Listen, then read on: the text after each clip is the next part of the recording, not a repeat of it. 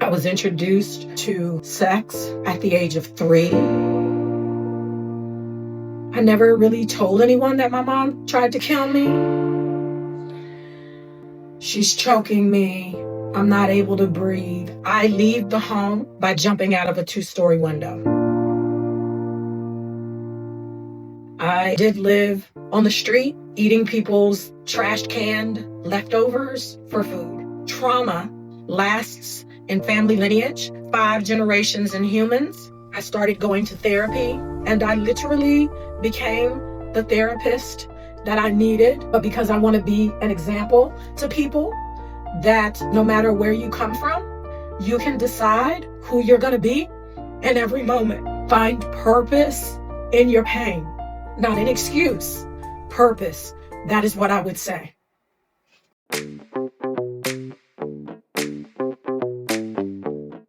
I am a survivor. I am doing more than just surviving, though I came from very hard beginnings. I was introduced to sex at the age of 3 by a teenaged family member when I was visiting with my grandmother. I'm also a survivor of military sexual trauma. I'm a survivor of domestic violence, first introduced to me in my home. We call it child abuse. However, I think we should call it domestic violence because that is what it is. I am a survivor of almost anything that you can think of.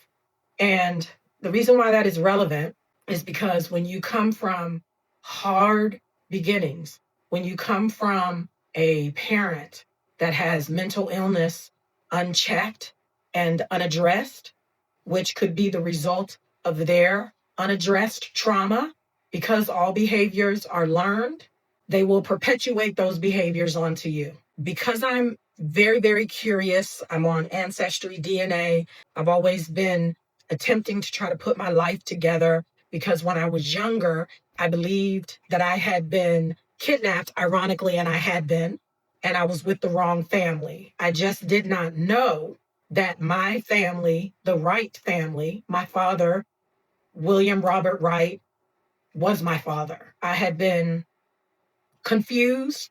And so I was very passionately looking for my family and discovered graciously that through Ancestry DNA that my biological father is William Robert Wright, from whom I was kidnapped at 3 years old because my mother was the non-custodial parent. To add some flavor to this, I was born sick and I was left in the hospital when I was born. Interestingly, my mother didn't pick me up from the hospital.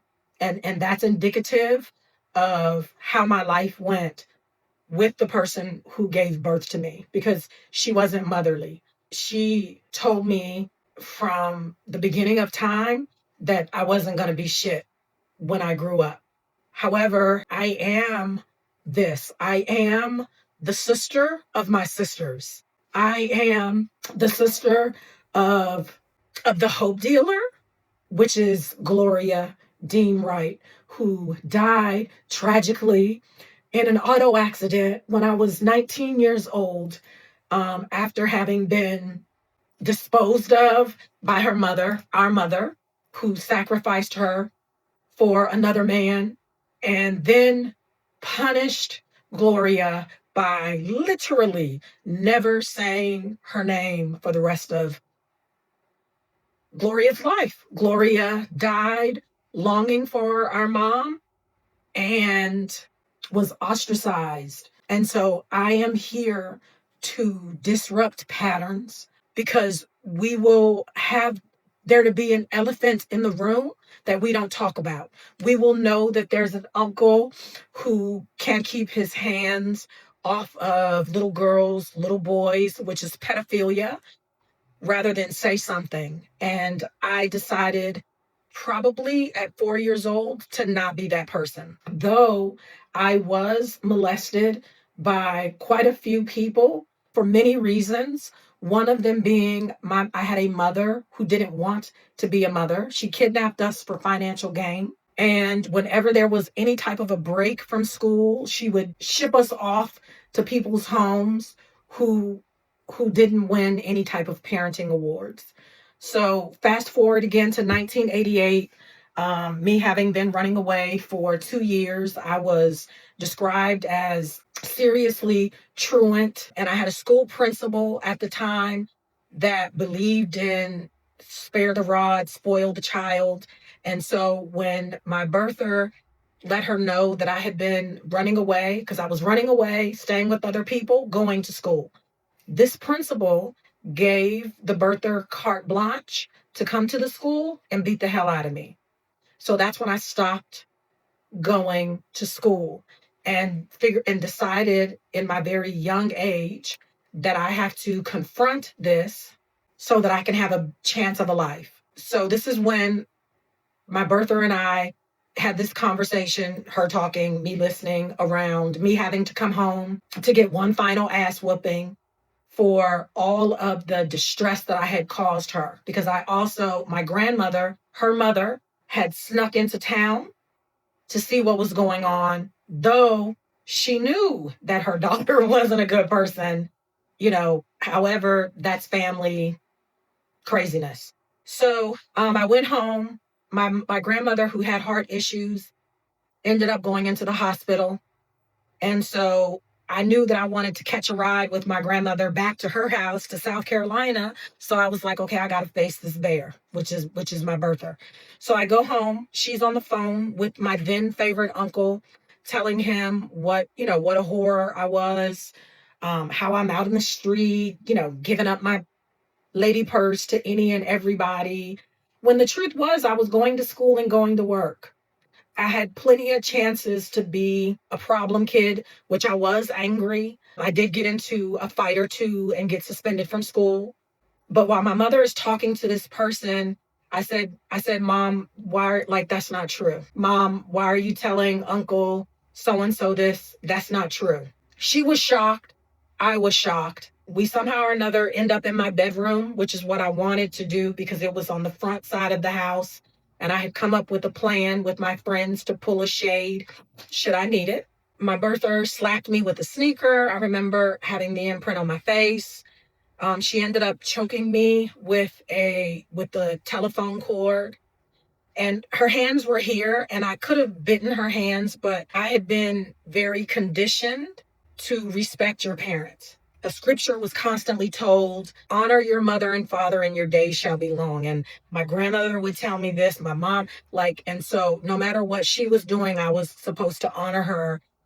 But the reason why she slapped me, I remember asking her, is it true? Because during the time that I had been running away and calling relatives to sort of get help, they told me about my sister having been raped at 3 and our mother never really being a good mom. And I asked her, is it true? Is it true? Did you beat Gloria for being raped? And she responded by slapping me. And I asked her, how could you do that? How could you treat her the way that you do? All these years of me not being able to freely say my sister's name and to deny my sister's existence was boiling over. And it had come to this place because my birther and her boyfriend at the time, pre this altercation, were in an altercation in the kitchen. It was over $25. It was over some money. I'm in the kitchen making food, minding my good business. Well, my mother, she pulls me into the argument. She says, do you know where the money is? I don't know where the money is. But the way that her boyfriend at the time looked at me and the way my mother looked at me, coupled with the fact that one time my mother had invited me to her bed as a teenager, which I declined. I had this feeling that not only could I be beaten, but I could probably be touched inappropriately sexually, and I wasn't willing to do that. I wasn't willing to do that. Because like I said, I had been introduced to sex at 3 years old. I had been touched inappropriately by family friends whose houses I would stay at because in theory, they were safer than my own home. Flash forward to 1988. She's choking me. I'm not able to breathe. I'm having a conversation with myself around, why don't you just beat her up? I heard her go into the kitchen to the knife drawer because the knife drawer made a creaky sound. And I then, sort of like with the cord still around my neck, pulled the shades of my bedroom window. Then I hear a knock on the doorbell. Fortunately, the birther went down the stairs, answers the door, at which point I leave the home, and this is on record, by jumping out of a 2-story window. Broke my middle finger, ran across the street diagonally to the neighbor's house. I had a relationship with them. I was a good kid. They were both police officers, and I would babysit their daughter. And they let me in. I was placed into foster care, group home. However, I didn't go to court or anything because my birther shipped me to South Carolina with her mom, who then began to perpetuate some of the abuse, calling me a whore. My birther would call every day to remind me of what a problem child I was. And my only reprieve was spending time with my sister, who never really asked me what happened. I never really told anyone that my mom tried to kill me, aside from the police. I remember being mute for about 2 to 3 weeks. I wouldn't talk to anyone.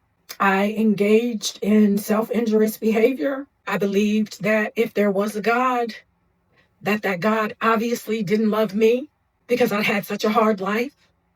And because I was confused about who my father was, I never really asked my father for help. I, at times, did live on the street, eating people's trashed canned leftovers for food. I've been on my own since I was 16 years old. I lived with a boyfriend and their family who would have sex with me, even though I said no, which I considered to be part of the cost of me living there. So I will say, because I came from such a emotionally unhealthy, mentally unstable parent, it left me susceptible to being abused sexually, financially, physically. And even to this day, there's still some abuse that happens when people realize that you are a party of one and you don't have an entire family behind you. However, I will say that what other people define as success, me joining the Army, serving my country, earning a bachelor's degree, master's degree, PhD, all but dissertation, is because of the love, the consistent, unconditional love of my oldest firstborn sibling, Gloria Dean Wright. She, even when I would speak ill of our mother to her, she would say, Angie, don't talk about mom that way. That's not nice. She had so much love and respect for this woman that I have no kind of connection to. So in 2019, and so why is this important? This is important because trauma lasts in family lineage for up to 5 generations in humans. Scientifically, this has been proven up to 6 generations in mice. I am now a grandmother. I've been here long enough to see my birther's inappropriate behavior impact my granddaughter, impact my children, and impact me. I've seen the 5 generations that trauma can negatively impact. And I decided long ago that I was not going to be what I was raised in. And so the business that I have, which is a group mental health practice, is all in honor of my sister, Gloria. Every degree, every certificate, every home that I've purchased, every presentation that I've done. I've also written a book that has done its final edits and is soon to be in pre-sale. And that is in honor of my sister, Gloria. I believe that I have been a somewhat decent person because my sister loved me unconditionally. And I'm here to honor her name and to honor the sacrifices that she made for me. She risked being removed from our home by telling on our stepdad being sexually inappropriate. Though he was never sexually inappropriate towards me, I witnessed his sexual inappropriateness. He had a sex addiction. So I spent my elementary up to age 14 years being his trusted sidekick. He would take me with him to his many girlfriends' homes. He would tell his wife, my birther, that we were going to a football game, we were going bowling, we were going to the movies. But in truth, he was going to a woman's home. I've seen many women come to the door stark naked on different continents in the United States and in England to meet this man. And I would sit in the car, and he didn't even have the decency to regulate the temperature. So if it was cold, I would be in the car for however long he's doing his inappropriate things cold. I've even seen him go to the home of a family member that was related to him to engage in this behavior. So I was raised in a lot of murky waters with terms that I didn't know, that I know now, like pedophilia, child sexual assault, domestic violence, colorism, alcoholism, just everything that you could think of. My sister died when I was 19, which broke me. In response, I joined the military. I was in a marriage with the person that was my boyfriend that raped me. And after she was killed in this auto accident, I had enough courage finally to leave this relationship that I never wanted to be in, only to end up in another relationship with a person that I describe as Jeffrey Dahmer-ish. He did inappropriate things to our children and forged a relationship with my birther, who financed him taking me to court at least 3 to 4 times a year to get custody of our firstborn, who then has had multiple suicide attempts and has spent time on the ICU. The second person, I was 21 years old, and I was married to him for 10 years. We had 2 children. It was an interracial marriage. He was a person that introduced himself to me in complete narcissistic fashion.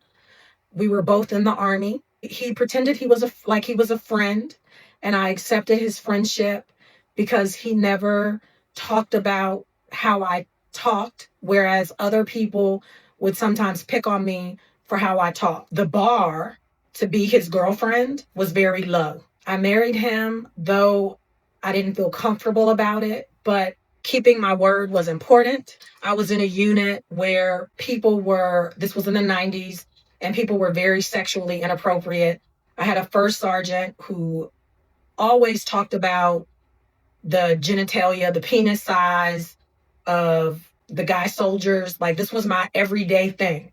So because this person had orders to Germany, I felt like, okay, if I marry him, at least I'll be out of this unit and people won't be knocking on my barracks door, soliciting me to have sex that I didn't want to have.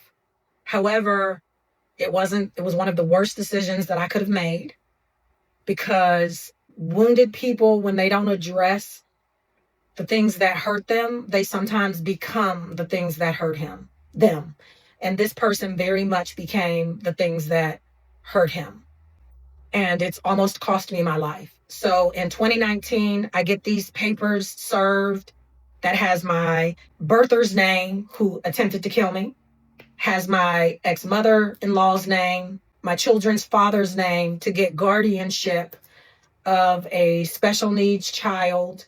And that's when I got brave enough to hire a detective to see, was this just a dream? Did she really try to kill me? I was then introduced to legally psychedelics to help me heal, which allowed some memories to be quieted and other memories to come up. And I've been speaking loudly ever since. I don't want my sister's death to be in vain. I know that she died brokenhearted, rejected. I'll say that I've always been on a journey to heal, because I never wanted to be who my mother was. So when I had my first child, I read books about how to be a good mom. However, I still had a lot of hate for myself. I believed that I was very, very ugly. I believed that I didn't like myself a lot. However, my first child is a boy. My second child is a girl who is named after my sister, and she looks just like me. And because she looks just like me, I remember having a conversation. She was in her carrier. We were in my bathroom. I was getting ready to go. And I remember having a conversation out loud to her maybe 3-month-old self and my 24-year-old self, that even if I didn't love myself or like myself, even if I believed myself to be very unattractive, that those were words that I would not repeat ever again, because I didn't want to unintentionally raise my daughter to hate herself and raise her to be susceptible to the inappropriate touches of people who call themselves family and friends. I was married to a non-functioning alcoholic who was also Caucasian, whose family didn't use the word around me, but loved to use the word nigger, and very much did not like me because I was Black, did not like me because I had a passport and I thought highly of myself and I was in undergrad. I had a stroke when I gave birth to my daughter, so I've also experienced medical negligence.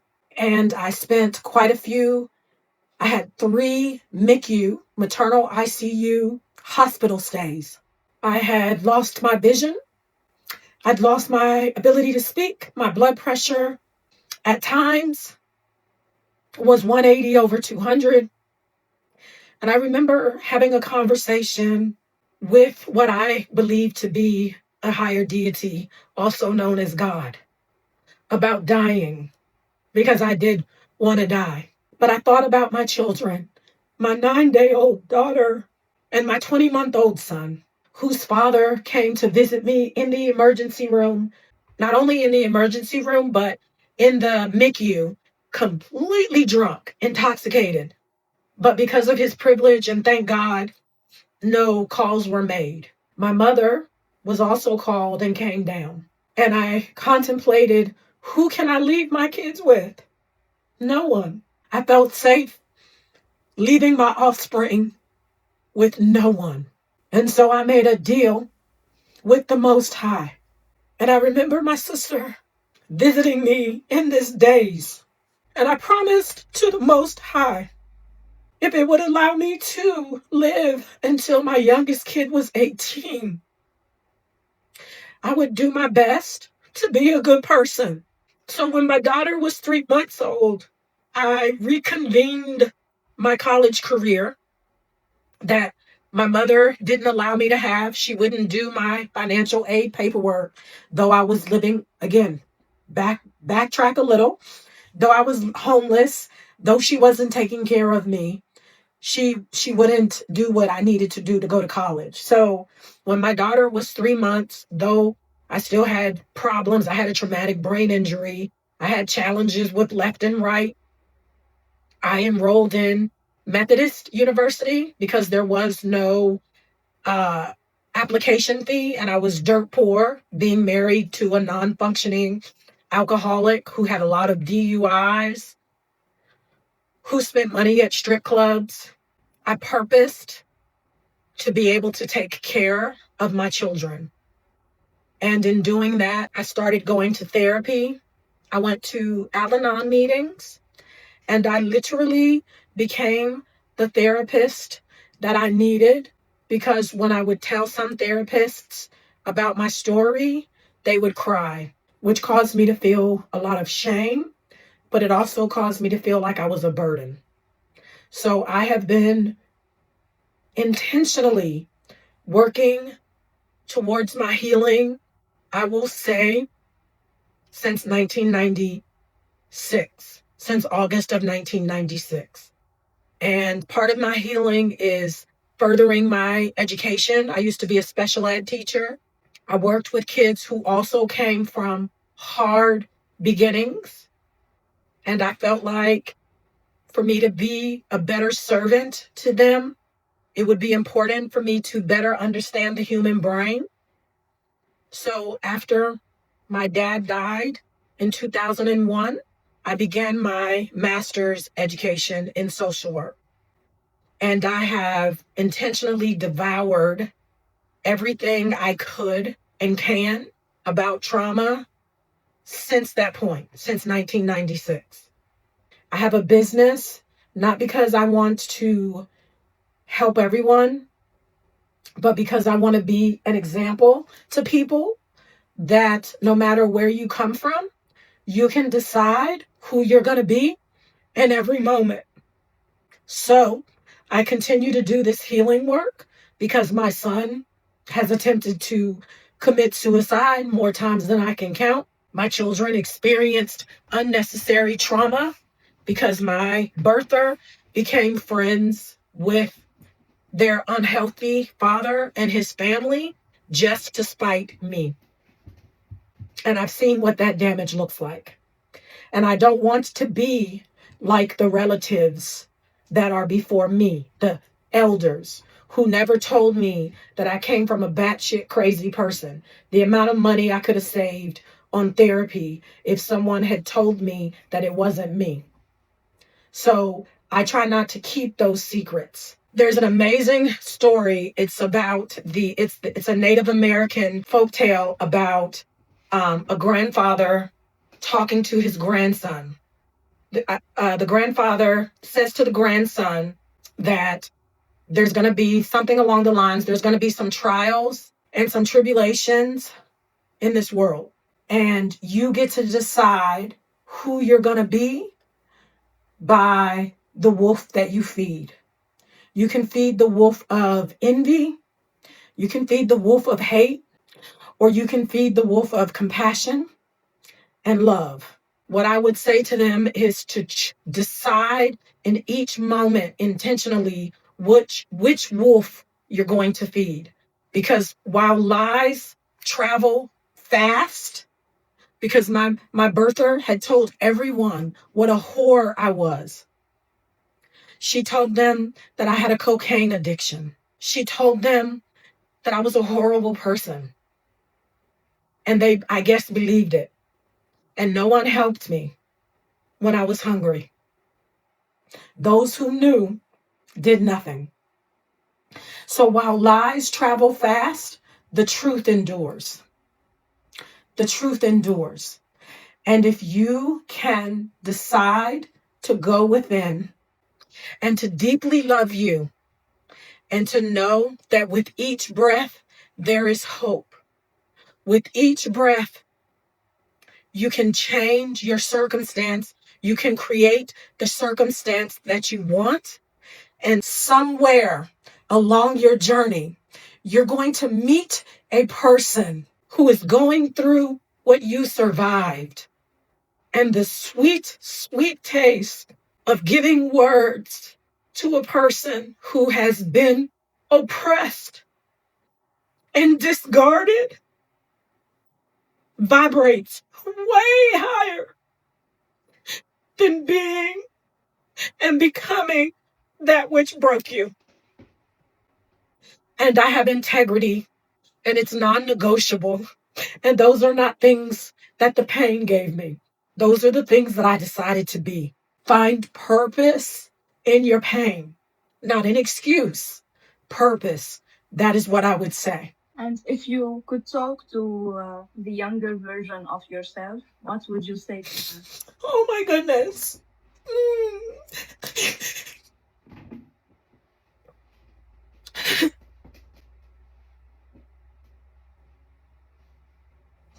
I would tell her I love her very much. I would tell her she's valuable. I would tell her she's a baddie. And I would apologize to her for being an adult as a baby. She didn't deserve that. People say hurt people, but I challenge that.